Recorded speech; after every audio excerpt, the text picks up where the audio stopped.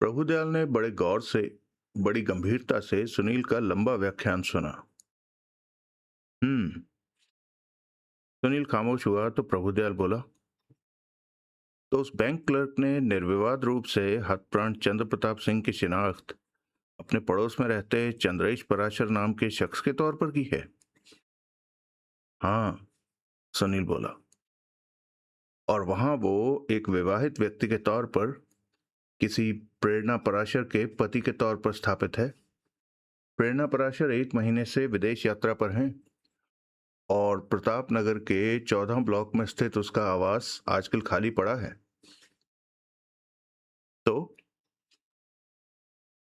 तो मुझसे पूछ रहे हो? हाँ माई बाप, उस घर की तलाशी से चंद्र प्रताप सिंह से ताल्लुक रखते कई क्लू मिल सकते हैं। वहां से ये पता लग सकता है कि क्यों वो एक ही शहर में अपने 2 ठिकाने बनाए था, क्यों वो शादीशुदा होते हुए भी इस बात को राज रखे हुए था। और कुछ नहीं तो वहां से चंद्र प्रताप सिंह के फिंगरप्रिंट्स तो बरामद हो ही सकते हैं, जिनके जरिए गगन महल से बरामद लाश की शिनाख्त निर्विवाद रूप से हो सकती है। तुम्हारी आखिरी बात मुझे ज्यादा जच रही है, क्योंकि तुम्हारी जानकारी के लिए उसके ज्योति टावर वाले फ्लैट में से उसकी उंगलियों के निशान बरामद नहीं हुए हैं। वहां से किसी की भी उंगलियों के निशान बरामद नहीं हुए हैं। ये हैरानी की बात नहीं है, सुनील बोला। ये सख्त हैरानी की बात है। ऐसा तभी मुमकिन हो सकता है जबकि वहां से हर तरह के निशान पूरी एहतियात के साथ खास तौर से पहुंच दिए गए हों। ऐसा किसने किया होगा? तुम बताओ। सुनील सोचने लगा। क्यों किया होगा? प्रभुदयाल ने नया सवाल किया। क्यों का जवाब तो आसान है। जाहिर है कि कोई नहीं चाहता था कि फिंगरप्रिंट्स के बिना पर हतप्राण की शिनाख्त हो पाए। वो तो हुई है, फिंगरप्रिंट्स की बिना पर हुई है। जो फिंगरप्रिंट्स उसके शेव के सामान, उसकी कंघियों, ब्रशों वगैरह से उठाए गए थे, वो निर्विवाद रूप से हतप्राण के फिंगरप्रिंट से मिलते पाए गए थे। वो निर्विवाद रूप से हतप्राण के फिंगरप्रिंट्स हैं। फिर क्या गोरख धंधा है? रिपोर्टर साहब, उसके ज्योति टावर वाले फ्लैट से फिंगरप्रिंट्स पहुंचे जाने की जरूरी नहीं ये वजह हो कि कोई नहीं चाहता था कि वहां से फ्लैट के मालिक के फिंगरप्रिंट्स बरामद हों, बल्कि कोई ये नहीं चाहता था कि वहां से किसी और के, किसी और खास शख्सियत के फिंगरप्रिंट्स बरामद हों। अब फिंगरप्रिंट्स को शक्ल से पहचान पहचान कर तो पूछा जा नहीं सकता था, इसलिए किसी ने वहां से तमाम के तमाम फिंगरप्रिंट्स मिटा डाले और यूं वहां से फ्लैट के मालिक के भी फिंगरप्रिंट्स पहुंच गए। ऐसा किसने किया होगा? जरूर किसी ऐसे शख्स ने जो कि नहीं चाहता था कि उसके हथ प्राण से किन्हीं ताल्लुकात की भनक भी किसी को लगती। यानी कि वो निशान चंद्र प्रताप सिंह के कत्ल की खबर आम हो जाने के बाद वहां से पहुंचे गए। जाहिर है, और कोई बड़ी बात नहीं कि ऐसे शख्स के पास उस फ्लैट की चाबी रही हो।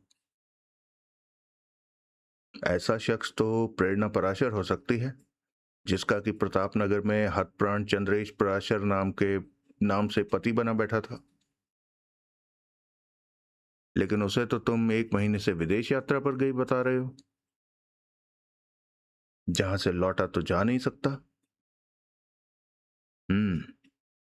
प्रभुदयाल ने बड़े विचारपूर्ण ढंग से जोर की हुंकार भरी। उसके मैनेजर का कहना है कि जरूरी नहीं, प्रभुदयाल बीच में बोल पड़ा। जरूरी नहीं कि मैनेजर वही पुलिस से भी कहे जो कि वह तुमसे कहता है। एन यही बात मैंने भी मैनेजर को कही थी। अब तुम क्या चाहते हो? यह भी कोई पूछने की बात है कृपा निधान। ठीक है, तुम यहां बैठो, मैं अपने आला अफसर से उस इमारत की तलाशी का हुक्म जारी करवा कर लाता हूं। गुड। अगला दृश्य। सूर्य प्रताप ने दीवान खाने में कदम रखा तो उसने वहां अंधेरा पाया। बाहर अभी सूरज नहीं डूबा था, लेकिन वहां की तमाम खिड़कियां दरवाजे बंद होने की वजह से वहां सरे शाम अंधेरा था। उसने वहां की कुछ बत्तियां जलाईं और आतिशदान के करीब पहुंचा। उसने आतिशदान में आग भड़काई और उसके सामने एक सोफा चेयर पर बैठ गया। उसने एक सिगरेट सुलगा लिया और बड़े अनमने भाव से उसके कश लगाने लगा। तभी बाहर कहीं आहट हुई। कौन? वो ऊंचे स्वर में बोला। मैं। उसे अपनी बहन की आवाज आई। फिर रूप कंवर दीवान खाने में दाखिल हुई। आतिशदान में आग जलती देखकर वो उसके करीब पहुंची और अपने दोनों हाथ आग की तरफ करती हुई बोली, आज बहुत ठंड है। मेरी बहना, यूं कैसे चलेगा? सूर्य प्रताप बोला। और कब तक चलेगा? भाई, जब तक ठंड का मौसम है। मैं मौसम की बात नहीं कर रहा। तो तुम यहां अकेली कैसे रह सकती हो? कब तक रह सकती हो? मेरी फिक्र कर रहे हो? किसी ने तो करनी ही है। तुम जानती हो मैं यहां सिर्फ इसलिए टिका हुआ हूं कि तुम्हारा यहां टिका रहना जरूरी नहीं। तुम्हारा मेरी फिक्र करना भी जरूरी नहीं। तुम जब चाहो यहां से रुखसत हो सकते हो। बल्कि अब तो तुम्हें चले ही जाना चाहिए। पागल मत बनो। इस मकबरे में तुम्हें अकेला छोड़कर मैं नहीं जा सकता। मकबरा? और नहीं तो क्या। वो था मकबरा। नौकर चाकर भाग गए। यहां इतनी बड़ी वारदात हो गई, बस्ती से कोई अफसोस तक करने नहीं आया चंद्र प्रताप की मौत का। अब मैं भी चला गया तो पहाड़ नहीं टूट पड़ेगा। ये मेरा घर है, हमेशा था और हमेशा रहेगा। मैं इसे छोड़कर नहीं जा सकती। ये तुम्हारा घर नहीं है और ना कभी हो पाएगा। इसलिए तुम्हारा अब यहाँ टिके रहना बेमानी है, खासतौर से तब जबकि तुम्हें यहाँ कोई सुख सुविधा भी उपलब्ध नहीं है। क्या बचकानी बातें करती हो? मैं चला गया तो कहा ना, तो कोई पहाड़ नहीं टूट पड़ेगा। टूट पड़ेगा। पहाड़ ही टूट पड़ेगा। मैं चला गया तो बहुत जल्द एक दिन ऐसा आएगा कि तुम यहाँ कहीं मरी पड़ी होगी और किसी को तुम्हारे अंजाम की खबर भी नहीं लगेगी। लोगों को भनक लगने की देर होगी कि तुम यहाँ अकेली हो। यहाँ लुटेरे घुस आएंगे और तुम्हें जान से मारकर सब कुछ लूट कर ले जाएंगे। अब ये ना कहना कि यहाँ लूटने के लिए कुछ नहीं रखा। अभी भी बहुत कुछ रखा है यहाँ। नहीं भी रखा तो कोई लुटेरा पहले तुम्हारी जान लेगा और फिर जान पाएगा कि यहाँ कुछ नहीं रखा है। तुम नाहक मुझे डरा रहे हो। जानती हो बस्ती वाले क्या कहते हैं तुम्हारे बारे में? क्या कहते हैं? कहते हैं कि तुम कोई चुड़ैल हो। क्या? कहते हैं कि तुम हो ही नहीं, सिर्फ आत्मा विचर रही है गगन महल में राजकुमारी रूप कंवर की। रूप कंवर का चेहरा कानों तक लाल हो गया। मेरी बहना, सूर्य प्रताप उसे पुचकारता से बोला, ये जगह किसी अकेले जाने के रहने लायक नहीं है। तुम्हारी पूरी एहतियात भी किसी चोर उचक्के को यहाँ घुसाने से नहीं रोक सकती, खासतौर से रात के वक्त। दर्जनों की तादाद में तो यहाँ दरवाजे हैं, उनसे भी ज्यादा खिड़कियां हैं। रात को कोई एक भी दरवाजा खुला रह जाए तो कोई एक दरवाजा तो खुला रहना ही चाहिए। क्या? वरना भानु भीतर कैसे दाखिल होगा?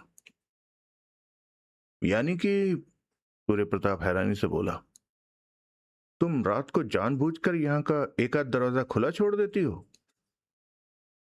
हाँ, ताकि भानु जब वापस लौटे तो। देवा। सूर्य प्रताप असहाय भाव से गर्दन हिलाता हुआ बोला। वो कुछ क्षण खामोश रहा, फिर बोला, भानु कहाँ है? क्या पता कहाँ है।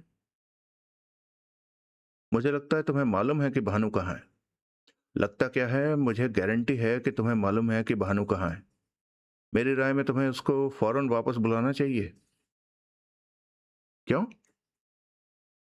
क्योंकि जितनी ज्यादा देर वो गायब रहेगा उतना ही ज्यादा पुलिस उस पर शक करेगी और उतनी ही ज्यादा शिद्दत से उसे तलाश करने की कोशिश करेगी। किस बात का शक है पुलिस को उस पर? किया क्या है उसने? उसके गायब होने की वजह से पुलिस सोच सकती है कि उसने कुछ किया है। बहरहाल पुलिस को उसकी तलाश तो है ही। क्यों? सबसे पहले तो यही जानने के लिए कि वो क्यों गायब है। यूं वो पहली बार गायब नहीं हुआ। उसके गायब होने की असली वजह तुम्हें मालूम है। वो वजह उसकी दिमागी हालत है जो कि पहले से स्थापित है, ना कि उसका चंद्र प्रताप की मौत से कोई रिश्ता वजह है। रिश्ता भले ही ना हो, लेकिन पुलिस को इस बात का पूरा पूरा शक है कि तुम उसकी बाबत कुछ छुपा रही हो। झूठ। खामखा। क्या ये झूठ है कि उस रोज जब गोली चलने की आवाज हुई थी तो तुमने समझा था कि भीतर रंगशाला में भानु था और तुम दरवाजा पीटती उसे नाम लेकर पुकारने लगी थी? लेकिन उसके थोड़ी ही देर बाद तुम उस शहर से आए इंस्पेक्टर को बयान दे रही थी कि तुमने तो भानु को फोकल पॉइंट पर देखा था और वो तो उस वारदात के वक्त महल में हो ही नहीं सकता था। उस पुलिसिये ने इन दो विरोधी बातों से क्या नतीजा निकाला होगा, ये क्या तुम्हें समझाना पड़ेगा? वो पड़े कुछ भी सोचता रहे। रूप ने लापरवाही से कंधे झटकाए। मुझे परवाह नहीं है। तुम समझती हो तुम भानु को हमेशा के लिए छुपाए रख सकती हो?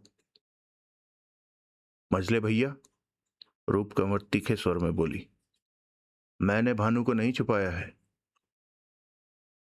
छुपाया नहीं हुआ? सूर्य प्रताप भी वैसे ही तीखे स्वर में बोला। छुपाया नहीं हुआ तो तुम्हें मालूम जरूर है कि वो कहाँ है। पुलिस शुरू से ही उसकी तलाश में है।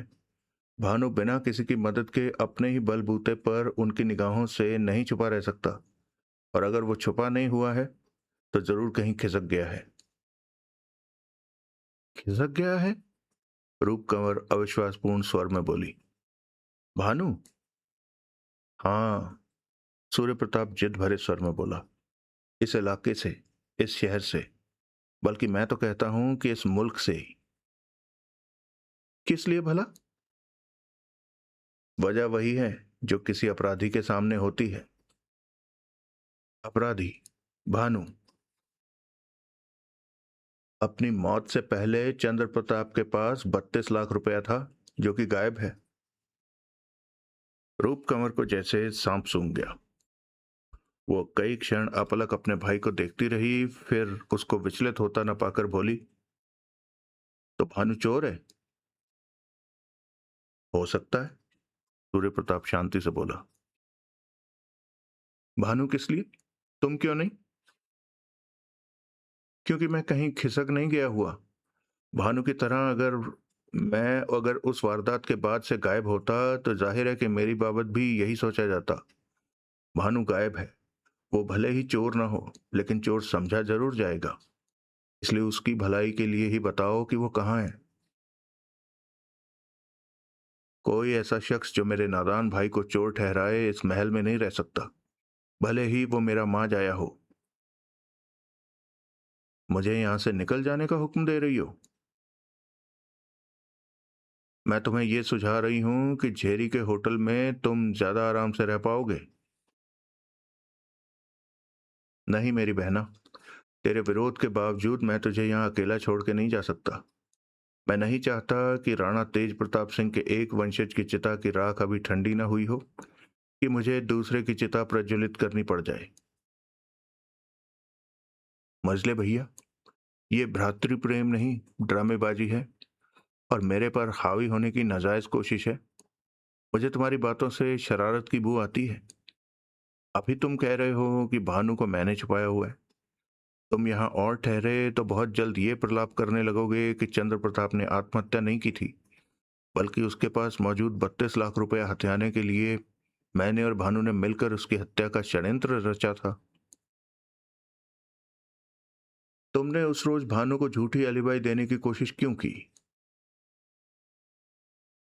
यानी कि कहने लगोगे नहीं, कहना शुरू कर भी चुके हो? मेरी बहना, मैं दावे के साथ कह सकता हूं कि तुमने उस रोज दोपहर के वक्त भानु को फोकल पॉइंट पर नहीं देखा था। वो वहां नहीं था। तो कहाँ था? महल में?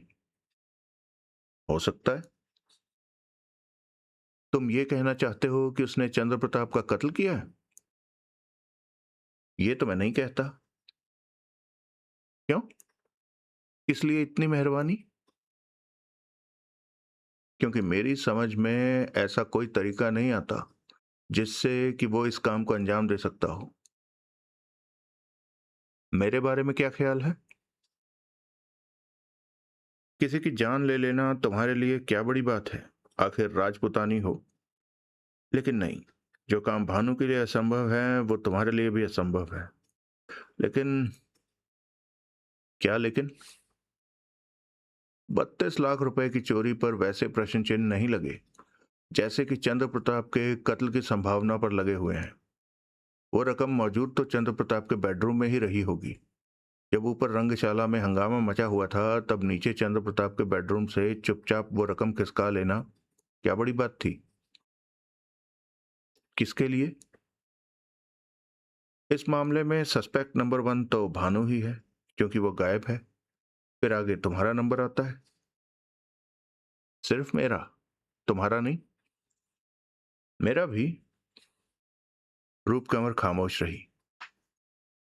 देखो, सूर्य प्रताप सोचता हुआ बोला, एक बात तो निश्चित है कि जिस किसी ने भी वो रकम चुराई थी, चंद्र प्रताप की मौत के बाद ही चुराई थी। क्यों? पहले क्यों नहीं?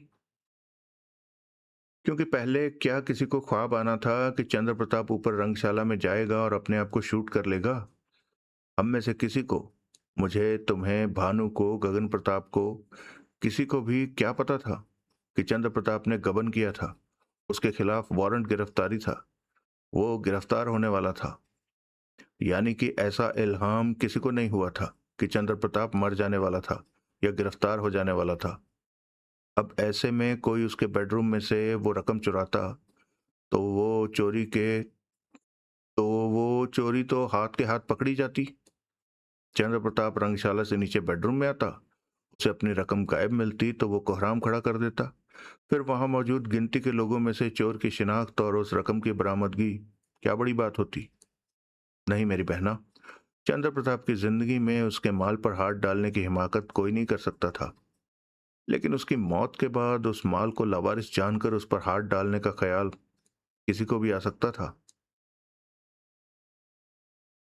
और वो कोई या भानु है या मैं हूं या तुम हो। भानु की संभावना सबसे ज्यादा है। क्यों भला?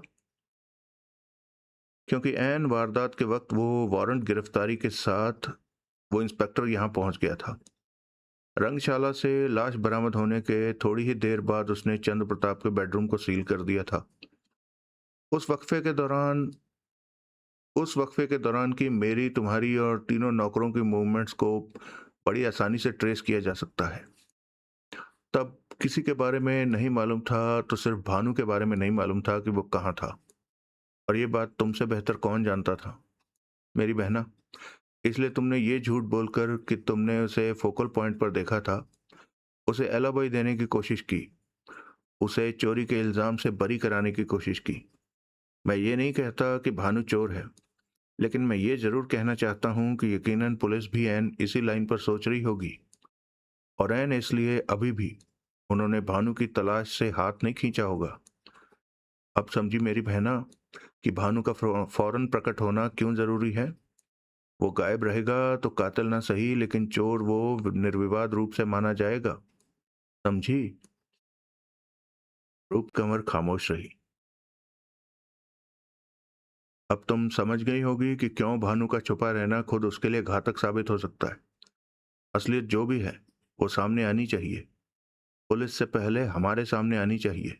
इसलिए मेरा कहा मानो और मुझे भानु से बात करने का मौका दो, ताकि उसे कोई ऐसा अनाप शनाप बयान देने से रोका जा सके जो कि उसके लिए कोई भारी दुश्वारी खड़ी कर सकता हो।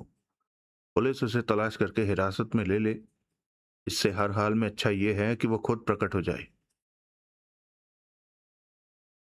जो कुछ तुम कह रहे हो दो बातों के आधार पर कह रहे हो, और वो दोनों ही बातें गलत हैं।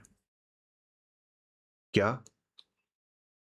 पहली गलत बात यह है कि तुम समझते हो कि भानु फरार हो गया है, और दूसरी गलत बात यह है कि तुम समझते हो कि मैं जानती हूं कि वो कहाँ है।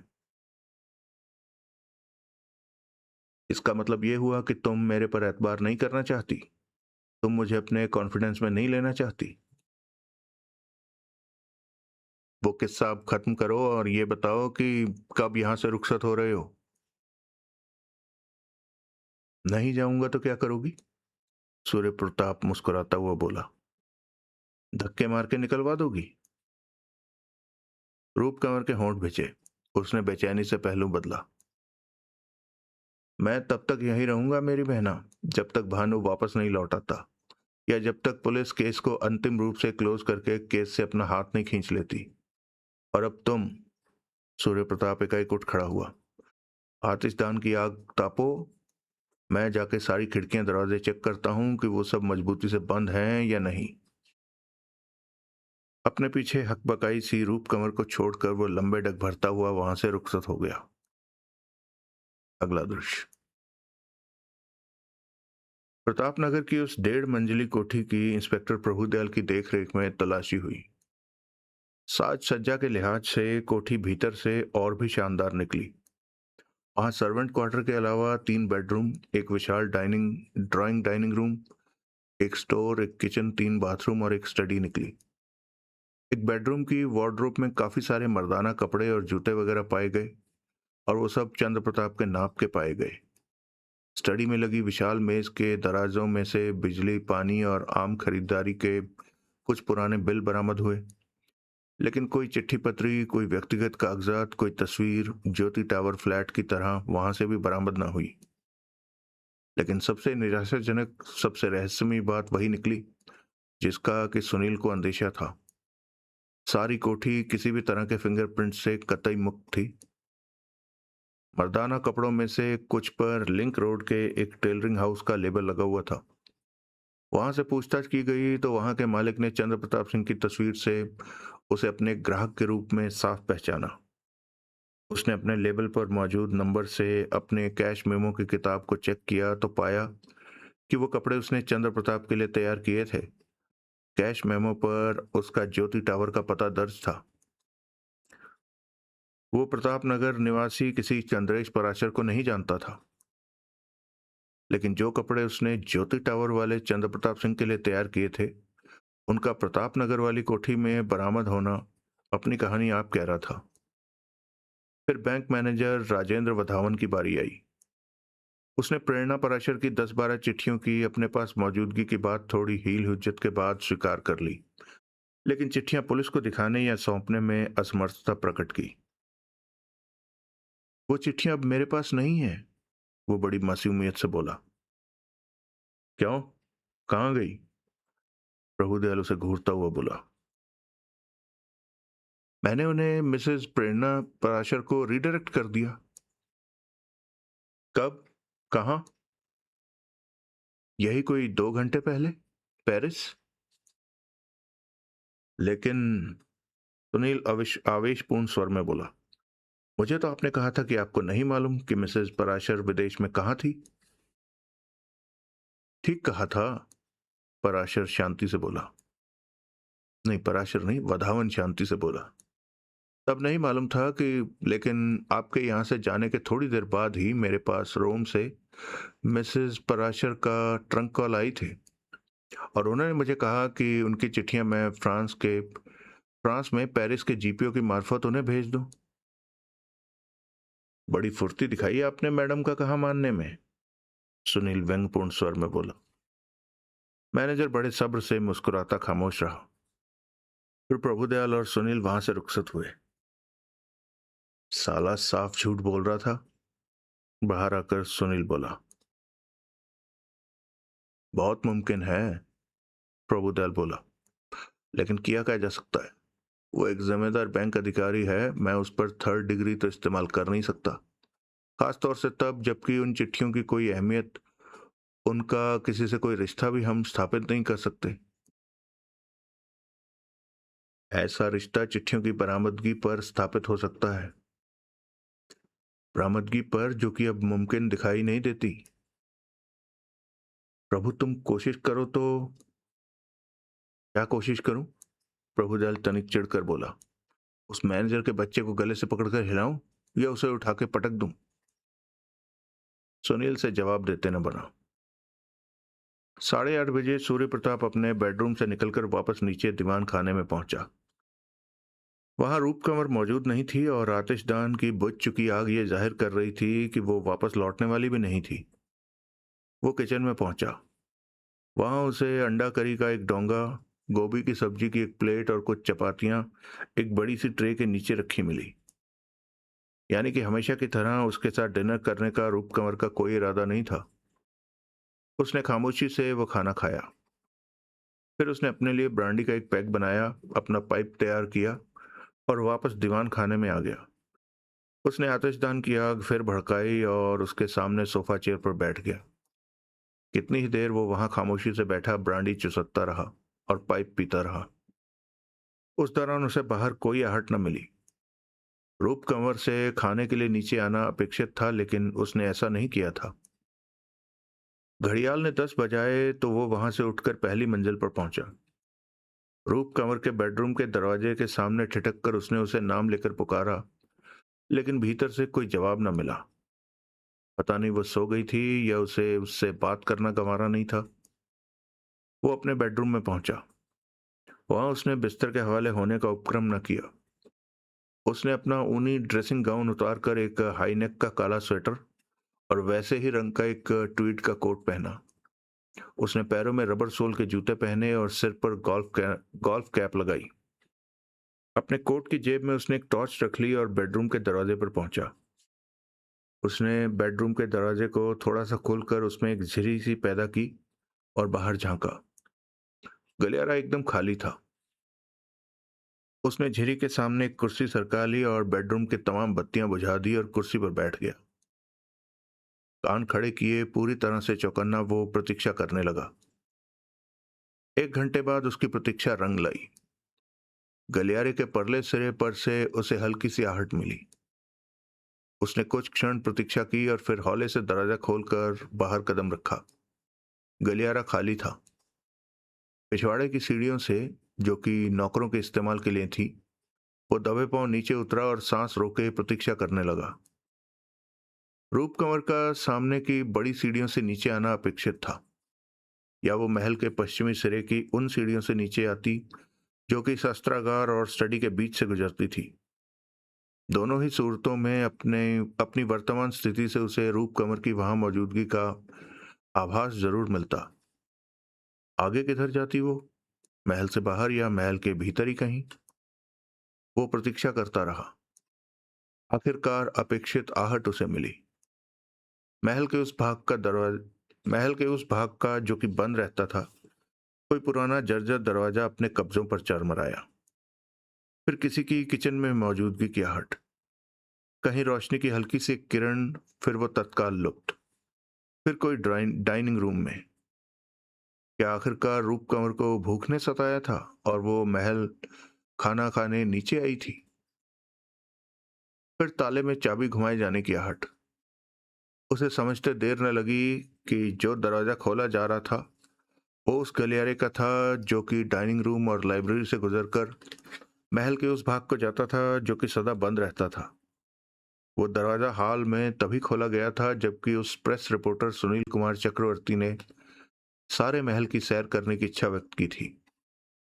वो दबे पांव आगे बढ़ा। दरवाजा बंद होने की और चाबी फिर ताले में फिराई जाने की आहट हुई। दबे पांव वो उस दरवाजे पर पहुंचा। कुछ कुछ क्षण ठिठक कर खड़ा सोचता रहा। फिर उसने दरवाजे की अपनी ओर की चिटकनी चढ़ा दी और वापस लौटा। पहलू का एक दरवाजा खोलकर वो रात के सन्नाटे में बाहर निकला और महल की पूर्वी दीवार के साथ लगा लगा आगे बढ़ा। उधर दरवाजा वो सिर्फ एक ही था, लेकिन खिड़कियां कई थी। शस्त्रागार और लाइब्रेरी की खिड़कियों के नीचे से गुजरता हुआ वो एक अपेक्षाकृत छोटी खिड़की के करीब पहुंचा जो कि एक स्टोर की थी, और उसे मालूम था कि भीतर से बंद नहीं थी, क्योंकि शाम को बाकी खिड़कियां दरवाजे बंद करते समय उसने उसे जानबूझकर बंद नहीं किया था। उस खिड़की उस खिड़की रास्ते वो भीतर दाखिल हो गया।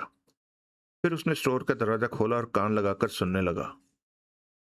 जरूर वहीं कहीं उसका भाई भानु प्रताप छुपा हुआ था। बचपन में जब वो चारों भाई लुका छिपी खेलते थे तो तब भी भानु की छुपने की पसंदीदा जगह उधर का ही कोई कमरा होता था। बचपन से ही भानु महल के खंडर बन चुके उस हिस्से के चप्पे चप्पे से वाकिफ था, जबकि उस बाबत खुद उसका ज्ञान इतना असीमित नहीं था। कुछ क्षण और प्रतीक्षा करने के बाद उसने दरवाजे से बाहर कदम रखा। सामने गोल सीढ़ियों के पहलू में एक दरवाजा था जो कि उस घड़ी खुला था। वो उसके भीतर दाखिल हुआ और एक हाथ से दीवार टटोलता और दूसरा अपने सामने फैलाए सावधानी से आगे बढ़ा। वो जानता था कि उधर नीचे तहखाने की ओर जाने वाला एक रास्ता था। वो उस रास्ते के दहाने पर पहुंचा तो नीचे से आता ठंडी हवा का एक झोंका उसके चेहरे से टकराया। वो अपने आप में सबूत था कि तहखाने का सदा बंद रहने वाला दरवाजा घड़ी खुला था। वो आगे बढ़ा। आगे नीचे को जाती सीढ़ियां थी। दीवार को टटोलता वो एक एक सीढ़ी पर पांव जमाता नीचे उतरने लगा। अभी वो 4 सीढ़ियां ही उतरा था कि उसका पांव किसी चीज से उलझा और फिर एकाएक उसका संतुलन बिगड़ गया। कोई पकड़ हासिल करने के लिए उसके दोनों हाथ दाएं बाएं दीवार पर पड़े, लेकिन कुछ हाथ ना आया। वो धड़ाम से मुंह के बल सीढ़ियों पर गिरा और फिर कलाबाजियां खाता हुआ नीचे तक लुढ़कता चला गया। भड़ाक से उसका सर कहीं टकराया और फिर उसकी चेतना लुप्त हो गई। अगला दृश्य। सुनील ब्लास्ट के ऑफिस में पहुंचा। रेणु रिसेप्शन पर मौजूद थी। वो बोली, क्या बात है, अभी यहीं हो? नहीं, वो बोला, क्या बात है, अभी यहीं हो? आज नाइट ड्यूटी है, रेणु बोली। और क्या खबर है? और खबर यह है कि मिस्टर राय भी आज रात यहीं हैं। वो तुम्हें याद कर रहे हैं। फिर? हाँ। हमेशा मुझे ही क्यों याद करता है चिमनी का धुआं? कभी अपने बीवी बच्चों को याद नहीं करता? पूछ के देखना। जिन्हें याद करना चाहिए सुनील भाई मुल्तानी को, वो तो याद करते नहीं। जिन्हें नहीं याद करना चाहिए वो याद करते हैं। किन्हें याद करना चाहिए तुम्हें? एक तो तुम ही सामने बैठी हो। मैं तो दिन रात सुबह शाम तुम्हारा नाम भजती हूँ। गली गली गाती फिरती हूँ, जोगन बन जाऊं सैया तेरे कारण। दिल के भीतर नाम गुदवाना चाहती थी तुम्हारा, लेकिन ये जानकर ख्याल छोड़ना पड़ा कि उसके लिए मेजर सर्जरी की जरूरत पड़ेगी। लगी टांग घसीटने शाम के वक्त। जाओ, जाके पेश हो अपने बॉस के सामने। इस वक्त इसी में तुम्हारी गति है। ठीक है, जाता हूं। सुनील रॉय के ऑफिस में पहुंचा। तुम्हारे लिए खास खबर है, रॉय उसे देखते ही बोला। अभी अभी वायर सर्विस पर आई है। कहां से? सुनील कुर्सी पर ढेर होता हुआ उत्सुक भाव से बोला। काहिरा से, गगन प्रताप सिंह की बाबत। क्या खबर है? गगन प्रताप सिंह का काहिरा में कत्ल हो गया है। वहां की एक ऐसी बस्ती से उसकी लाश बरामद हुई है जहां की विदेशियों का जाना सेफ नहीं माना जाता, और जहां विदेशियों का, खासतौर से टूरिस्टों का, कदम ना रखने की हिदायत होती है। जराइम पेशा लोगों से बसी उस बस्ती में किसी ने उसकी छाती में खंजर उतार दिया। किस लिए? जाहिर है कि उसे लूटने के लिए। तभी तो टूरिस्टों को उधर जाने से मना किया जाता है। पता कैसे लगा कि मकतूल गगन प्रताप सिंह था? उसके पासपोर्ट से, उसकी जेब से बरामद और कई कागजातों से। यानी कि शिनाख्त निर्विवाद रूप से हो चुकी है। ऐसा अभी रिपोर्ट में दर्ज नहीं है। ये बात तो तभी मालूम होगी जब मुकम्मल रिपोर्ट आएगी। किसी तरीके से इस वारदात की हम खुद पड़ताल नहीं करा सकते? कैसे? तुम्हें काहिरा भेज दें? अरे नहीं डैडी, मेरे काहिरा जाने से भी ऐसी पड़ताल फौरन नहीं हो सकती। जब तक मैं काहिरा पहुंचूंगा तब तक तो लाश की हालत वैसे ही बद बद हो चुकी होगी। मेरा मतलब ये था कि क्या काहिरा में हमारा कोई कॉरेस्पॉन्डेंट नहीं है? है? फिर क्या प्रॉब्लम है? उससे संपर्क करो और उसे आदेश दो कि वो इस वारदात की पूरी पड़ताल करके फैक्स से अपनी रिपोर्ट भेजे। तुम्हारे ख्याल से उस वारदात का यहाँ हुई खुदकुशी की वारदात से कोई रिश्ता निकलेगा? पहले रिपोर्ट तो आने दो, फिर इस बाबत विचार करेंगे। ठीक है, मैं काहिरा फोन लगवाता हूँ। अगला दृश्य। सूर्य प्रताप सिंह को होश आया तो उसने अपने आप को अंधेरे में ठंडे फर्श पर पड़े पाया। बड़े यत्न से वो उठकर बैठा। उसने अपने दोनों हाथों से अपना सिर थाम लिया और अपने होशो हवास पर काबू पाने की कोशिश करने लगा। उसके जिस्म का पोर पोर दुख रहा था। घुटने और कोहनियां छिल गए थे और कनपटियों में खून धाड़ धाड़ बज रहा था। तत्काल उसे ये याद करने में भी तकलीफ हो रही थी कि उसके साथ क्या बीती थी और वो कहाँ था। फिर धीरे धीरे उसे सब याद आने लगा। वो अपनी बहन रूप कुंवर की ताक में था। वो वहां पहुंचा था और सीढ़ी में लगे फंदे की लपेट में आ गया था। सीढ़ियों पर दाएं से बाएं एक तार बंधी हुई थी जिसमें कि उसका पांव उलझा था, और जो वहां रोशनी भी होती तो उसे शायद ही दिखाई देती। यानी कि वहां वो फंदा लगाने वाले से उसकी वहां मौजूदगी छिपी हुई नहीं थी। उसने गिरने की आवाज उसके गिरने की आवाज सारे महल में गूंजी थी, इसलिए यह भी नहीं हो सकता था कि वो रूप कंवर के कानों में न पड़ी हो। यानी कि रूप कंवर उसके अंजाम से वाकिफ थी और अब वो निश्चय ही वापस अपने बेडरूम में पहुंच चुकी थी। वो उठकर खड़ा हुआ। अपने हाथ पांव झटक कर उसने इस बात की तसल्ली की कि वो सब सलामत थे। फिर उसने अपनी उस जेब में हाथ डाला जिसमें से कि उसने टॉर्च रखी थी। टॉर्च वहां नहीं थी। उसके गिरते वक्त जरूर वो उसकी जेब से छिटक कर कहीं गिर गई थी। उसने पैरों से अपने इर्द गिर्द का फर्श टटोलना आरंभ किया। जल्दी ही उसका पांव फर्श पर लुढ़की पड़ी टॉर्च से टकराया। उसने झुककर उसे उठाया और उसे जलाने की कोशिश की। टॉर्च ना जली। तब हाथों से टटोल कर उसने देखा कि उसका सामने का शीशा और बल्ब दोनों टूटे पड़े थे। उसने टॉर्च वहीं फेंक दी और आंखें फाड़ फाड़ कर दाएं बाएं देखने लगा। तब तक उसकी आंखें अंधेरे की अभ्यस्त हो चुकी थी और अब उसे वहां धुंधला धुंधला सा कुछ दिखाई देने लगा था। उसे पिछली दीवार में बना दरवाजा दिखाई दिया, लेकिन जब उसने उसके करीब जाकर उसे खोलने की कोशिश की तो पाया कि वो बड़ी मजबूती से बंद था। वो वापस लौटा। जिस खिड़की से उसने भीतर कदम रखा था उसी से वो बाहर निकला। खुले में आने पर ही उसे एहसास हुआ कि वो भोर की बेला थी। किसी भी क्षण पांव फटने वाली थी। यानी कि तहखाने के फर्श पर वो कई घंटे बेहोश पड़ा रहा था। शस्त्रागार और लाइब्रेरी की खिड़कियों के नीचे से गुजरता वो पहले कोई उस दरवाजे पर पहुंचा जिससे कि वो महल से बाहर निकला था। जो दरवाजा वो खुला छोड़कर गया था उसने पाया कि वो भीतर से मजबूती से बंद था। अब भीतर दाखिला पाने का एक ही तरीका था कि वो महल के मुख्य द्वार पर जाकर कॉल बेल बजाता और महल की मालकिन आकर उसे दरवाजा खोलती। उसकी मर्जी होती तो। वो कुछ क्षण वहीं ठिठका खड़ा सोचता रहा, फिर भारी कदमों से बस्ती की ओर चल दिया। अगला दृश्य। अगले रोज सुनील ब्लास्ट के ऑफिस में पहुंचा तो सबसे पहले सीधा रॉय के ऑफिस में गया। उसे देखते ही रॉय बोला, आओ, मैं तुम्हें याद ही कर रहा था। अभी अभी फैक्स से गगन प्रताप सिंह की बाबत काहिरा से हमारे कॉरेस्पॉन्डेंट की रिपोर्ट आई है। क्या लिखा है? उस सुनील उसके सामने बैठता हुआ उत्सुक भाव से बोला। लिखा है कि जब लाश बरामद हुई थी तो उसका चेहरा यूं कुचला पाया गया था जैसे किसी भारी मोटर वाहन का पहिया उस पर से गुजर गया हो, और उसके दोनों हाथ कलाइयों के करीब से कटे पाए गए थे। क्या? सुनील हकबकाया। हमारे कॉरेस्पॉन्डेंट ने लिखा है कि लाश जहां से बरामद हुई थी हालात जाहिर करते थे कि कत्ल वहां नहीं हुआ था।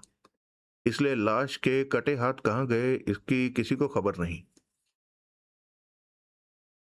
यानी कि उस गगन प्रताप सिंह की लाश सिर्फ इसलिए मान यानी कि उसे गगन प्रताप सिंह की लाश सिर्फ इसलिए मान लिया गया क्योंकि उसकी जेब में गगन प्रताप सिंह का पासपोर्ट और कुछ निजी कागजात थे।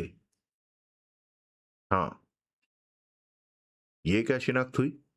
जब लाश की सूरत पहचानी नहीं जा सकती, हाथ काट दिए गए होने की वजह से उसके फिंगरप्रिंट्स लिए नहीं जा सकते, तो वो पासपोर्ट और कागजात तो किसी की भी जेब में प्लांट करके उसे गगन प्रताप सिंह बनाया जा सकता है। लाश के जिस्म पर जो कपड़े थे वो यकीनी तौर पर गगन प्रताप सिंह के थे।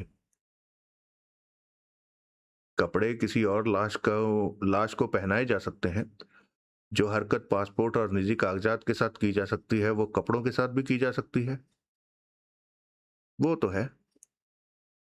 जेबों से पासपोर्ट और कागजात के अलावा और कुछ नहीं बरामद हुआ। रॉय ने अपने बाइफोकल्स में से सामने पड़े एक कागज पर निगाह डाली और बोला, सिगरेट का पैकेट, लाइटर, रुमाल, कंघी, तेहरान से काहिरा तक का इस्तेमाल शुदा प्लेन टिकट और बस। बटुआ, रुपया, पैसा? कुछ नहीं। वो सब हत्यारे या हत्यारों ने लूट लिया होगा। कोई चाबी वाबी नहीं थी उसकी जेब में? रिपोर्ट कहती है कि नहीं थी।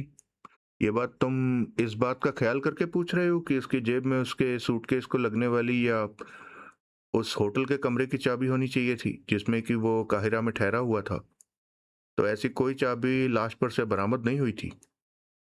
ऐसी कोई चाबी उसके पास रही होगी तो यकीनन वो हत्यारे ने निकाल ली होगी। उसके होटल के कमरे से उसका सामान भी गायब है। हमारे काहिरा के कॉरेस्पॉन्डेंट ने काहिरा के बड़े बड़े होटलों से पूछताछ की थी तो उसे मालूम हुआ था कि वहाँ के होटल नाइल इंटरनेशनल में उसकी पहले से बुकिंग थी जहाँ की वो एक सूटकेस के साथ पहुंचा था। एक के साथ? सुनील सकपकाया। लेकिन गवाहों के बयान तो कहते हैं कि गगन महल से प्लेन पर सवार होने के लिए वो 2 सूटकेसों के साथ रवाना हुआ था। होटल में वो एक ही सूटकेस के साथ पहुंचा था और वो भी वहां से गायब है। जरूर उसके हत्यारे ही वो सूटकेस निकाल ले गए होंगे। हो सकता है। लेकिन दूसरा सूटकेस कहाँ गया? क्या पता कहाँ गया। ये एक नई गुंडी निकल आई। रॉय खामोश रहा। बहरहाल इस बात की कोई गारंटी नहीं कि वो लाश गगन प्रताप की है। निर्विवाद रूप से उसे गगन प्रताप की लाश सिद्ध करने वाला कोई सबूत सामने नहीं है। लाश उसकी नहीं है तो और किसकी होगी? रॉय बोला। तुम बताओ। रॉय कुछ क्षण सोचता रहा, फिर बोला, मुमकिन है वहां काहिरा में गगन प्रताप के हाथों किसी का कत्ल हो गया हो और उसने कत्ल की जिम्मेदारी से पीछा छुड़ाने का ये तरीका सोचा हो कि मकतूल की लाश को अपनी लाश बनाकर वो खुद फरार हो जाए।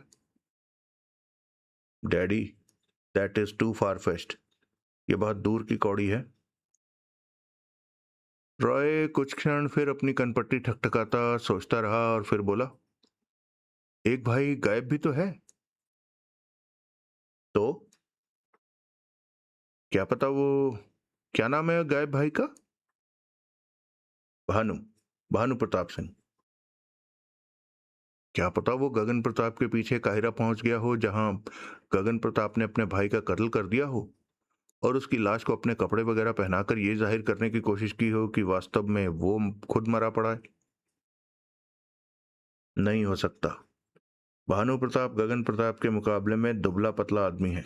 उसके बालों की रंगत, उसकी चमड़ी की रंगत गगन प्रताप से बहुत जुदा है। तो फिर कातिल भानु प्रताप होगा और मरने वाला सच में गगन प्रताप होगा। उस नीम पागल छोटे भाई की अपने बड़े भाई से ऐसी क्या दुश्मनी मुमकिन कि वो उसका कत्ल करने के लिए उसके पीछे काहिरा पहुंच गया? भाई, तुम्हारी खुद की रिपोर्ट कहती है कि भानु प्रताप और उसकी जुड़वा बहन को आजकल पैसे का बहुत तोड़ा है। गगन प्रताप दौलतमंद आदमी था। क्या पता उसकी मौत से उन्हें कोई आर्थिक लाभ हो। यानी कि गगन प्रताप उन्हें अपना वारिस बना गया हो। क्या पता। उन्हें इस बात की कैसे खबर लगी होगी? वही कोई वसीयत वगैरह होगी जिसे पढ़ने का या जिसकी बाबत जानने का उनके पास कोई जरिया रहा होगा। ऐसी बात थी तो कत्ल के लिए गगन प्रताप के पीछे परदेश जाने की क्या जरूरत थी? क्योंकि परदेश में किसी बाहरी आदमी के यूं हुए कत्ल की तहकीकात उस शिद्दत से नहीं होती जिससे कि कत्ल यहां हुआ होता तो होती। गगन प्रताप का यहां कत्ल हुआ होता तो सबसे पहले उन्हीं लोगों की पड़ताल होती जो उसके करीबी थे। काहिरा में पुलिस को ऐसी बातों की क्या खबर होगी? वो भी तो कौन जहमत उठाएगा तफ्तीश के लिए हिंदुस्तान आने की। बात तो तुम ठीक कह रहे हो। ऊपर से भानु प्रताप को एक अस्थिर मस्तिष्क का व्यक्ति बताया जाता है जो कि यूं अक्सर गायब हो जाता है, यानी कि उसके गायब होने की कहानी बड़े विश्वसनीय ढंग से पहले से स्थापित है। अब वो किसी भी दिन प्रकट हो जाएगा और बड़े खोए खोए अंदाज से कह देगा कि उसे याद नहीं कि वो कहाँ था, जबकि असल में वो गगन प्रताप के पीछे काहिरा गया होगा। बहुत मुमकिन है। उसकी ऐसी फॉरेन विजिट छुपी नहीं रह सकती। एयरपोर्ट से मालूम किया जा सकता है कि बशर्ते कि काहिरा की फ्लाइट उसने राजनगर एयरपोर्ट से पकड़ी हो। दिल्ली या बंबई से भी पकड़ी हो तो वहां से भी किस लिए? तो और कहां से?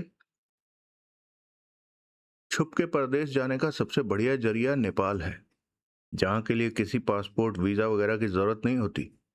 मुमकिन है वो किसी फर्जी नाम से प्लेन में सीट बुक कराकर पहले नेपाल चला गया हो, या पहले पटना चला गया हो और आगे सड़क के रास्ते नेपाल चला गया हो और फिर वहां से अपना पासपोर्ट दिखाकर काहिरा उड़ गया हो और वहां अपना काम करके यूं ही वापस लौट आया हो।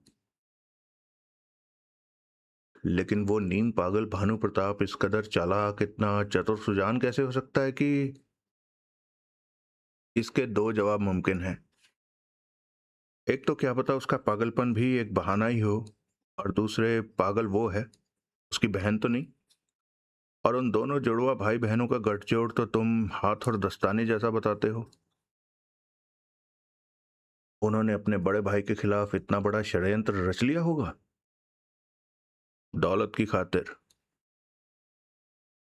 लेकिन पहले ये गारंटी तो हो कि दौलतमंद बड़े भाई की दौलत यूं उनके हाथ लग सकती थी। सुनील, गगन प्रताप एक पढ़ा लिखा उम्र दराज आदमी था। यह हो नहीं सकता कि उसने अपनी कोई वसीयत तैयार न करवाई हुई हो। तुम वसीयत का पता लगाओ, फिर कई बातें अपने आप साफ हो जाएंगी।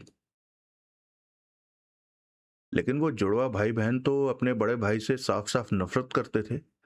रूप कंवर तो अपने बड़े भाई के लिए अपनी नफरत और विद्वेष की भावना को छुपाती तक नहीं थी, और उसका जुड़वा भाई उसके हर सेंटिमेंट का अनुमोदन करता था। ऐसे भाई बहनों को गगन प्रताप की वसीयत के जरिए अपना वारिस बनाने को क्यों कर तैयार हो जाएगा? तुम वसीयत की बाबत कुछ मालूम तो करो, फिर जो हकीकत होगी सामने आ जाएगी। ठीक है। और कुछ? और कुछ क्या? कोई और जिक्र के काबिल बात? एक है। तुम्हें मालूम ही होगा कि काहिरा में गगन प्रताप सिंह के कत्ल की खबर आज तकरीबन सभी अखबारों में छपी है। उस खबर को पढ़कर आज सुबह सवेरे इंस्पेक्टर प्रभुदयाल यहाँ आया था। क्या करने? वो हमसे इस खबर का सोर्स पूछ रहा था। मैंने उसे बताया था कि खबर वायर सर्विस से हासिल हुई थी और मैंने उसे आज काहिरा से आए फैक्स की एक कॉपी भी दे दी थी। खामखा? भाई वो ऐसे तरीके से, ऐसी मोहब्बत से पेश आया था कि मैंने सोचा कि मैं उसकी जानकारी अप टू डेट ही कर दूं। पुलिस वालों की मोहब्बत में बड़ा भेद होता है डैडी। होता होगा। यहां से क्या ले गया वो? शाम तक वो खबर वैसे ही आम हो जानी है। ये भी ठीक है।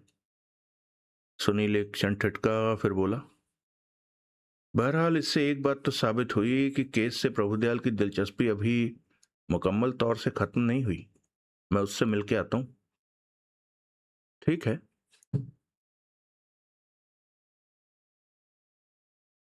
सुनील पुलिस हेडक्वार्टर पहुंचा और इंस्पेक्टर प्रभुदयाल से मिला। वहां सबसे पहले सुनील ने गगन प्रताप के कत्ल का ही जिक्र किया। प्रभुदयाल ने कबूल किया कि यह बात निर्विवाद रूप से स्थापित नहीं होती थी कि मरने वाला गगन प्रताप ही था, लेकिन उसने इस बात से कतई कोई इत्तेफाक जाहिर न किया कि भानु प्रताप काहिरा जाकर उसका कत्ल कराया था या वो वहां खुद कत्ल हो गया था और गगन प्रताप उसकी लाश को अपने कपड़े वगैरह पहनाकर गायब हो गया था। भानु प्रताप अभी भी गायब है, सुनील बोला। हाँ, प्रभुदयाल बोला, है गायब, लेकिन इसका मतलब ये नहीं कि वो वहां काहिरा पहुंचा हुआ है।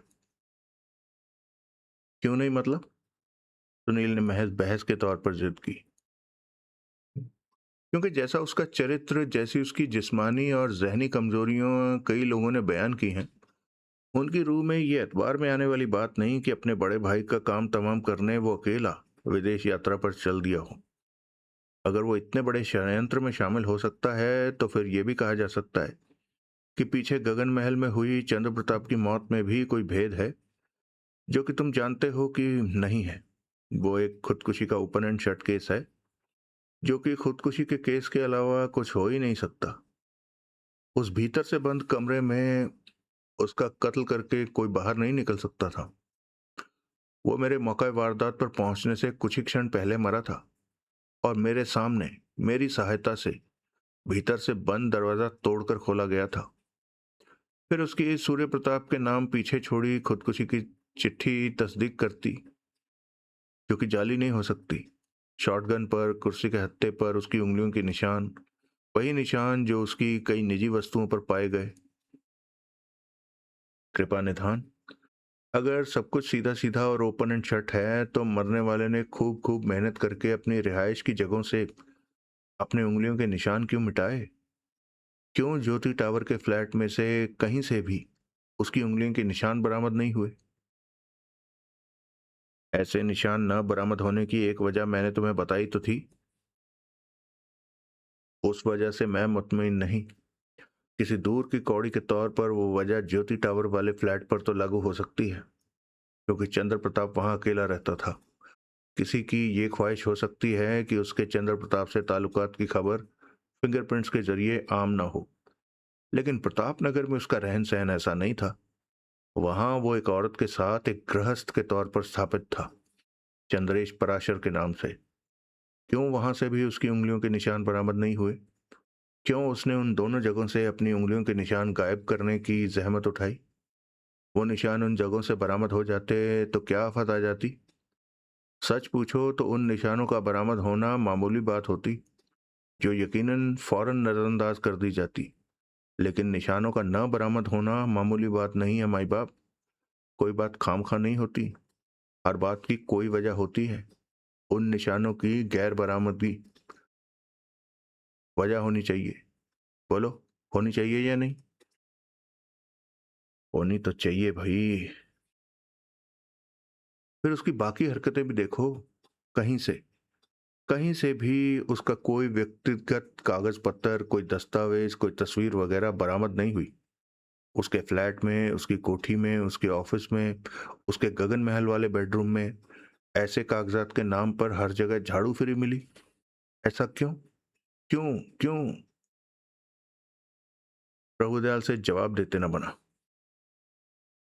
तुम जरा गौर करोगे तो पाओगे कि ऐसा मिलता जुलता ही सिलसिला गगन प्रताप के साथ भी है। क्या मतलब? प्रभुदयाल बोला। उसके फ्लैट और उसके ऑफिस से भी उसके फिंगरप्रिंट्स की बरामदगी नामुमकिन है। वजह जुदा है लेकिन नतीजा वही है। उसके फ्लैट पर इंटीरियर डेकोरेटर्स लगे हुए हैं जो कि वहां की मुकम्मल लीपापोती कर रहे हैं, इसलिए वहां कोई फिंगरप्रिंट नहीं बचा। उसके ऑफिस में ऐसा सफाई अभियान इसलिए चला क्योंकि वह स्वेच्छा से रिटायर हो रहा था। अब काहिरा में जो उसकी लाश बरामद हुई है, उसके हाथ कटे हुए हैं और चेहरा कुचला हुआ है।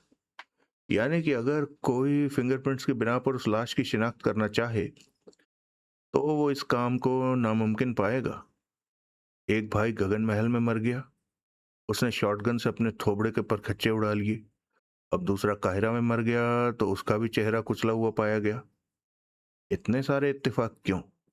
क्यों 2 + 2 = 4 की तरह साफ साफ ये नहीं कहा जा सकता कि कौन मर गया है या किसने किसको मार दिया है?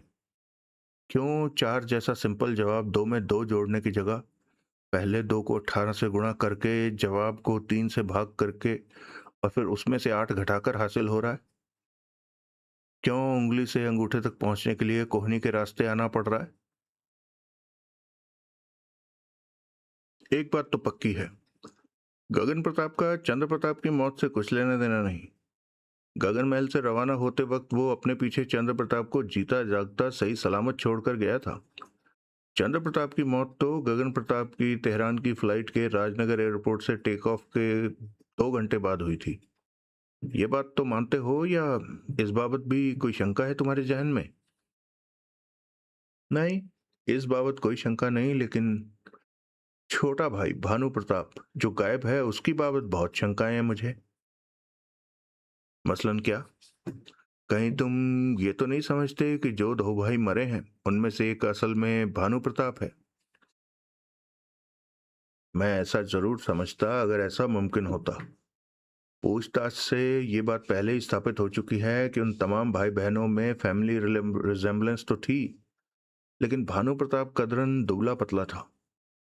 उसकी चमड़ी की रंगत पीली थी और बाल भूरे थे, इसलिए उस पर उसके किसी भाई का गुमान नहीं हो सकता था। लाश अगर उसकी होती तो थोबड़ा बिगड़ा होने के बावजूद पहचान ली गई होती। फिर तो यह भी नहीं हो सकता कि बृहस्पतिवार को राजनगर एयरपोर्ट से गगन प्रताप की जगह वो तेहरान की फ्लाइट पर चढ़ गया हो। नहीं हो सकता। बंदा नवाज, मैं ऐसे हर संभव असंभव जोड़ तोड़ पर विचार कर चुका हूं। यानी कि यह संभावना तुम्हारे जहन में है कि प्लेन में गगन प्रताप नहीं, उसकी जगह कोई और, कोई उससे मिलती जुलती शक्ल वाला शख्स चढ़ा हो? हाँ, और कहना ना होगा कि उससे मिलती जुलती शक्ल वाला उसके माँ जायों में से ही कोई हो सकता था। लेकिन वो शख्स चंद्र प्रताप नहीं हो सकता था, क्योंकि उसने तो उसी दोपहर को पीछे गगन महल में खुदकुशी कर ली थी। वो सूर्य प्रताप नहीं हो सकता था, क्योंकि वो तो तब से आज तक भी गगन महल में विराजमान है। वो भानु प्रताप नहीं हो सकता था, क्योंकि अपनी नाजुक तंदुरुस्ती, बालों और चमड़ी की रंगत की वजह से वो गगन प्रताप जैसा लगता नहीं था। बाकी बची रूप कंवर, वो गगन प्रताप जैसी लगती तो है, लेकिन ये मुमकिन नहीं कि एयरपोर्ट पर सिक्योरिटी स्टाफ को, कस्टम वालों को, प्लेन के स्टाफ को औरत और मर्द में फर्क न लगा हो। फर्क ना भी लगा हो तो ये तो स्थापित तथ्य है कि वो गगन महल छोड़कर कभी कहीं नहीं गई। बृहस्पतिवार की सुबह को वो गगन महल में मौजूद थी। वो एयरपोर्ट पर भी मौजूद हो, ऐसा हो नहीं सकता। कोई एक ही वक्त में 2 मुख्तलिफ जगहों पर मौजूद नहीं हो सकता। Exactly exactly. आगे बढ़ो। माई बाप, अगर तुम्हें ये बात जचे कि काहिरा में गगन प्रताप नहीं मरा, जो लाश बरामद हुई है वो गगन प्रताप की नहीं है, तो क्या तुम कोशिश करो तो काहिरा में गगन प्रताप को ट्रेस करवा सकते हो? ऐसा प्रबंध किया तो जा सकता है, लेकिन गगन प्रताप का जिंदा निकल आना और बरामद हो जाना मौजूदा केस में क्यों कर मददगार साबित होगा? वो तो चंद्र प्रताप का हत्यारा हो नहीं सकता। उसका प्रदेश में कहीं से बरामद हो जाना अपने आप में ये सबूत होगा कि बृहस्पतिवार को 10:30 बजे तेहरान की फ्लाइट पकड़ने वाला और कोई नहीं, खुद वो था। चंद्र प्रताप तो उस घड़ी जिंदा था। वो तो फ्लाइट के टाइम से 2 घंटे बाद मरा था। ठीक। ऊपर से गगन प्रताप के पास चंद्र प्रताप के कत्ल का कोई उद्देश्य भी नहीं। वो दौलतमंद वो दौलतमंद आदमी था, सारे कुनबे में सबसे ज्यादा दौलतमंद आदमी। चंद्र प्रताप के पास मौजूद 32 लाख रुपयों पर उसकी निगाह रही हो, ये तो हो ही नहीं सकता। कबूल, लेकिन रूप कंवर और भानु प्रताप की माली हालत बहुत पतली थी। उन्हें दौलत की चाह हो सकती थी। रिपोर्टर साहब, अगर उनकी मंशा अपने भाई का कत्ल करके दौलत हासिल करने की होती तो उन्होंने चंद्र प्रताप को नहीं, गगन प्रताप को अपना निशाना बनाया होता, जो कि चंद्र प्रताप के मुकाबले कहीं ज्यादा दौलतमंद था और जिससे रूप कंवर नफरत करती थी। फिर चंद्र प्रताप का कत्ल हुआ हो ही नहीं सकता। और ये बात हम लोगों में पहले ही हो चुकी है कि उसका 32 लाख रुपए अगर रूप कंवर ने हथियाया होगा या उसकी शय पर भानु प्रताप ने सरकाया होगा तो ऐसा उन्होंने चंद्र प्रताप की मौत के बाद उस रकम को लावारिस जानकर ही किया होगा। चंद्र प्रताप का कत्ल करके आत्महत्या की स्टेज नहीं सेट कर सकते थे। वो चिट्ठी चंद्र प्रताप से जबरन नहीं लिखवाई जा सकती थी। उसे अपनी ठोड़ी के नीचे शॉटगन लगाकर अपने पर गोली खुद चला लेने के लिए मजबूर नहीं किया जा सकता था और उसको शूट करके भीतर से मजबूती से बंद कमरे से हवा का झोंका बनकर बाहर नहीं निकला जा सकता था। जो हालात सामने हैं उनकी रूह में चंद्र प्रताप की मौत की आत्महत्या के अलावा कोई एक्सप्लेनेशन मुमकिन नहीं है। कबूल। अब लाख रुपए का सवाल यह है कि जब भानु प्रताप चंद्र प्रताप की जगह रंगशाला में मरा नहीं हो सकता, जब वो गगन प्रताप की जगह प्लेन में चढ़ा नहीं हो सकता, जब वो उसके पीछे परदेश गया नहीं हो सकता, तो वो कहाँ है? तुम्हारी राय कहाँ है? तुम्हारी राय क्या है? मेरी राय में तो वो गगन महल में ही कहीं छुपा हुआ है। प्रभुदयाल कुछ क्षण सोचता रहा, फिर बोला, मैं गगन महल की मुकम्मल तलाशी का इंतजाम करवा सकता हूँ। तुम्हारे लिए ये कोई बड़ी बात नहीं, लेकिन कुछ हासिल नहीं होगा। क्यों? क्योंकि गगन महल की मुकम्मल तलाशी नामुमकिन है। उसकी जमी दोज मंजिलें तो किसी भूल भुलैया के अंदाज से बनी बताई जाती हैं। वहां ऐसे दरवाजे हैं जो देखने में दरवाजे नहीं लगते। ऐसी राहदारियां हैं जिनमें कदम रखो तो कहीं पहुंचने की जगह आदमी गोल गोल घूमकर वहीं वापस लौट आता है। वहां कई दीवारें खोखली हैं जिनके बीच में से रास्ते हैं। वो सब तुम्हें कैसे मालूम है? मैंने पड़ताल करवाई है। कैसे? पूछताछ से। और कैसे? पुराने झेरी गांव में आज भी ऐसे लोग उपलब्ध हैं जो कि गगन महल की तामीर के वक्त इस दुनिया में थे और जो गगन महल के बारे में बहुत कुछ जानते हैं। आई सी। और गगन महल की भूल भुलैया जैसी राहदारियों का और उसकी खोखली दीवारों वगैरह का तो मैंने खुद वहां घूम घूम कर तजुर्बा किया है। हम्म। बहरहाल मेरे कहने का मतलब यह है कि उस महल की मुकम्मल तलाशी बहुत विकट काम है। फिर भी अगर उसे अंजाम दे सकोगे तो 1.5-2 महीने से कम में नहीं दे सकोगे। भानु प्रताप की तलाश में वहां की पड़ताल में इतना वक्त लगा तो क्या फायदा? इससे कहीं पहले तो देख लेना भानु प्रताप खुद ही प्रकट हो जाएगा। हम्म। प्रभुदयाल ने फिर जोर की हुंकार भरी और उसका सिर अपने आप ही सहमति में हिलने लगा। फिर उसकी दिमागी हालत ऐसी बताई जाती है कि अपने आप को घिरा पाकर वो दहशत में आत्महत्या कर सकता है। ओह। और फिर पता नहीं केस से उसका कुछ लेना देना है भी या नहीं। लेना देना हो या ना हो, उसका बयान तो होना ही चाहिए। वो तो है। ठीक है, मैं 1-2 दिन और भानु प्रताप के खुद ही प्रकट होने का इंतजार करता हूँ। एक बात की खुशी हुई माई बाप। किस बात की? इस बात की कि अब आप अपने आप को पहले की तरह केस से निर्लिप्त नहीं बता रहे। अब आप ये नहीं कह रहे कि ये कृपाराम का केस है, वो जाने उसका काम जाने। प्रभुदयाल हंसा। बात यह है रिपोर्टर साहब कि ये केस इतना पेचीदा और रहस्य भरा रुख अख्तियार कर रहा है कि मेरे पास इसका सस्पेंस बर्दाश्त नहीं हो रहा कि मेरे से इसका सस्पेंस बर्दाश्त नहीं हो रहा, इसलिए अब मेरे लिए इससे निर्लिप्त रहना मुमकिन नहीं है। निर्लिप्तता को तलांजलि निर्लिप्तता को तिलांजलि देने के बाद और भी कोई कदम उठाया? हाँ, उठाया है।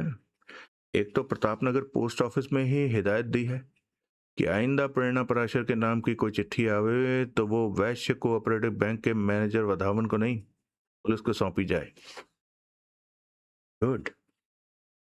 और मैंने उन्हें यह भी हिदायत दी है कि कोई ऐसी डाक जो डाकखाने के रिकॉर्ड में दर्ज करके जारी की जाती है, जैसे रजिस्ट्री, टेलीग्राम वगैरह, उनकी जानकारी में हो या वो उसकी जानकारी हासिल कर सकते हों तो उसकी भी खबर मुझे की जाए। और और गगन प्रताप के कत्ल की खबर मिलने के बाद मैंने उसके ऑडिटर और लीगल एडवाइजर का पता लगवाया। ऑडिटर से संपर्क अभी नहीं हो सका, लेकिन उसके लीगल एडवाइजर से शाम को मेरी अपॉइंटमेंट है। कौन है उसका लीगल एडवाइजर? क्यों जानना चाहते हो? यूं ही, कोई खास वजह नहीं। सुनील ने लापरवाही का प्रदर्शन किया। खामखा तो तुम कोई बात पूछने वाले नहीं। मैं क्या तुम्हें जानता नहीं हूं? ये बात तो मैंने खामखा ही पूछी थी। यानी कि मैं जवाब ना दूं तो तुम्हें कोई शिकायत नहीं होगी? कतई नहीं। ठीक है फिर। बड़े बेमुरव्वत हो माई बाप। प्रभुदयाल खामोश रहा। बहरहाल, सहयोग का शुक्रिया। और अब बंदा भगवान से इस प्रार्थना के साथ रुखसत होता है। सुनील उठता हुआ बोला कि हुजूर के इस घड़ी इस गरीब रिपोर्टर के हक में बदले तेवर आइंदा भी बदले ही रहें। प्रभुदयाल हंसा। फिर सुनील ने बड़ी गर्मजोशी से उससे हाथ मिलाया और वहां से रुखसत हो गया।